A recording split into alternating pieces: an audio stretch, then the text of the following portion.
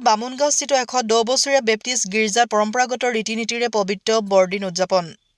সমগ্ৰ বিশ্বজুৰি আজিৰ দিনটোত উদযাপিত হৈ আছে খ্ৰীষ্টান ধৰ্মাৱলম্বী লোকসকলৰ পবিত্ৰ বৰদিন। বৰদিন উপলক্ষে উৎসৱমুখৰ পৰিৱেশ বিৰাজ কৰা শতবৰ্ষ গৰকা বামুণগাঁও বেপ্টিষ্ট গিৰ্জাত বড়ো খ্ৰীষ্টান ধৰ্মাৱলম্বী লোকসকলে প্ৰভু যীশুৰ স্তুতি আৰু বড়ো ভাষাত কেৰল পাঠ কৰে। বৰদিন উপলক্ষে কণ কণ শিশুসকলৰ মাজত আকৰ্ষণৰ কেন্দ্ৰবিন্দু সান্তা ক্লজৰ উপস্থিতি আৰু শিশুসকলৰ দ্বাৰা জিংগল বেল গীতৰ তালে তালে নৃত্য কৰি বৰদিন আনন্দ উল্লাস কৰা পৰিলক্ষিত হয়। এই বৰদিন পবিত্ৰ বৰদিন, এই বৰদিনত আমি সকলোৱে গাঁৱৰ যিমান আছে বেলেগ বেলেগ জাগাৰ পৰা আহি ইয়াতে সমবেত হৈ যীশুখ্ৰীষ্টৰ নামত স্তুতি কৰোঁ। আৰু এইটোৰ উদ্দেশ্য হৈছে তেওঁ ঈশ্বৰৰ সন্তান, তেওঁ মানৱৰূপী হিচাপে এই পৃথিৱীত জন্মগ্ৰহণ কৰিছে। আমি বহুতে পাপত লিপ্ত হৈছিলোঁ। সেই পাপৰ পৰা আমি পৰিত্ৰাণ পাবৰ কাৰণে আমি অহৰহ চেষ্টা কৰিব পৰা নাই।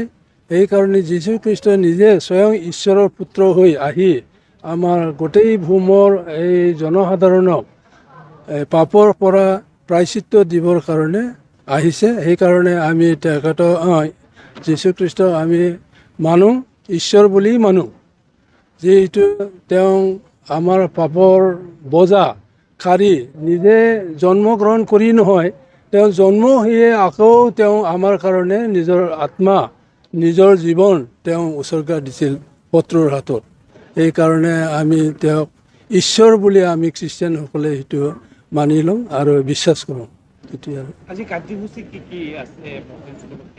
এই 100 বছৰীয়া এই বেপ্টিষ্ট চাৰ্চত হয়, এইটো 110 বছৰে হৈছে। আমাৰ এই যিমান BBCৰ আণ্ডাৰত আছে গোটেইকেইটা মণ্ডলীৰ ভিতৰত আমাৰ বামুণগাঁও বেপ্টিষ্ট মণ্ডলী একে পুৰণা, 110 বছৰ হৈছে। আজিৰ কাৰ্যসূচী হৈছে আমাৰ যিহেতু চিফ গেষ্ট আছে, তেওঁৰ পৰাই আমি ঈশ্বৰৰ বাণী শুনিম। আৰু গোটেই তেওঁক আহ্বান কৰি আনিছে, আমি ৰাইজে মণ্ডলীয়ে আহ্বান কৰি আনিছে। গতিকে তেওঁৰ পৰাই আমি যিটো নেকি যীশুখ্ৰীষ্টৰ জীৱনী বা উদ্দেশ্য সেইটো তেওঁ আমাৰ ওচৰত ব্যাখ্যা কৰিব। আমি সকলোৱে তেওঁক এই হিচাপে আমি গ্ৰহণ কৰিম। আমি শুনিবলৈ পাইছোঁ এইখন চাৰ্চতে বড়োসকলৰ যি প্ৰাৰ্থনা, খ্ৰীষ্টানসকলৰ প্ৰাৰ্থনা কেৰল, এইটো বড়ো ভাষাত আৰম্ভণি হৈছিল। হয়, ইয়াতে হৈছিল। যিটো নেকি কেৰলটো আপোনাৰ বৰদিনৰ আগে 25 তাৰিখৰ আগে আহে এইটো কেৰলটো। আজিতো 25 তাৰিখ, আজিৰ পৰা কেৰলটো নাই। কিন্তু ডিচেম্বৰ সোমোৱাৰ লগে লগে আমি কেৰলটো পাতোঁ, ঘৰে ঘৰে যাওঁ, ঈশ্বৰৰ বাণী আমি প্ৰচাৰ কৰোঁ।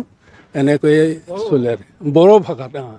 ইয়াতে গোটেইকেইটাই বড়ো, বেলেগ মানুহ নাই আৰু কি, খালি বড়ো ভাষাৰ ভাষী আৰু এইটোৱে।